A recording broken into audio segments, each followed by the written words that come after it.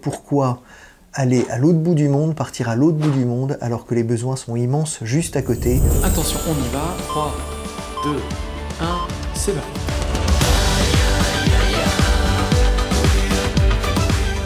Alors pourquoi partir au loin pour servir?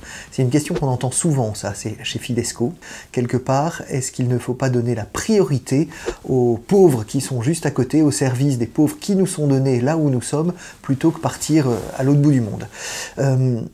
Première chose, il n'est jamais bon d'opposer les choses comme celle-ci. J'ai envie de dire, faut-il s'occuper des personnes handicapées ou des personnes de la rue? Faut-il mieux s'occuper des personnes âgées ou des adolescents en difficulté? Il n'y a pas de priorité, on ne peut pas mettre de priorité ou d'échelle dans la souffrance.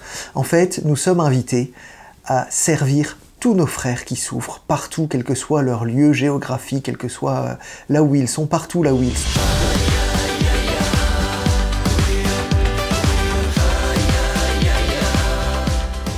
Eh bien, tout simplement parce que les besoins sont immenses.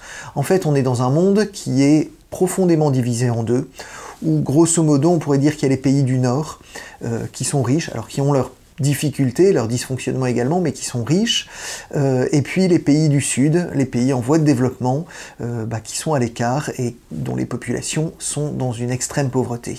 Parce qu'aujourd'hui, le problème de la faim n'est pas résolu. On le voit à travers les actions de tous nos partenaires. Des enfants des rues mangent, se nourrissent et vivent sur des décharges dans beaucoup de pays dans le monde. Beaucoup de populations n'ont aucun accès aux soins et souvent meurent de maladies bénignes qui seraient traitées sans souci en Europe. De plus en plus de bidonvilles partout dans les pays en voie de développement. Et puis, dans ces pays pauvres, ceux qui font les frais de tout ça, ce sont les pauvres parmi les pauvres, donc les personnes handicapées, les malades psychiques, voilà, tous ceux qui sont, tous les plus pauvres d'entre eux sont littéralement abandonnés.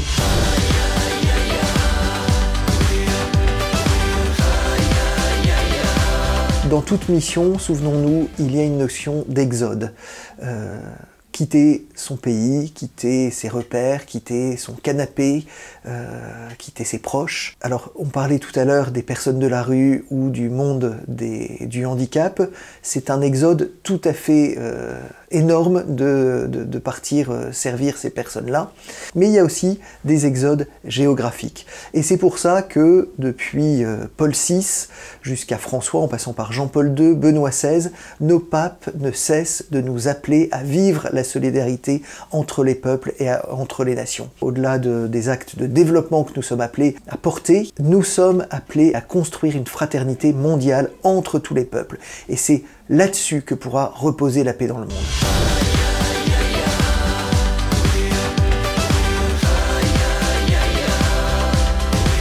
Alors pour conclure, je voudrais te poser une question personnelle.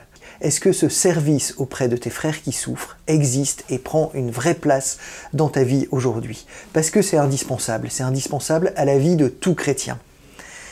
Et si tu considères aujourd'hui que tu pourrais, que tu voudrais faire plus, je t'invite aussi à te poser cette question, est-ce que c'est pas le bon moment aujourd'hui, dans le contexte de ma vie, de ta vie actuelle, de prendre la décision, de prendre un temps pour partir servir tes frères qui sont loin, qui souffrent, qui ont besoin de toi, et vivre une fraternité universelle, une fraternité mondiale, et construire ainsi la paix du monde de demain. Bonne mission. Vers l'infini et au-delà.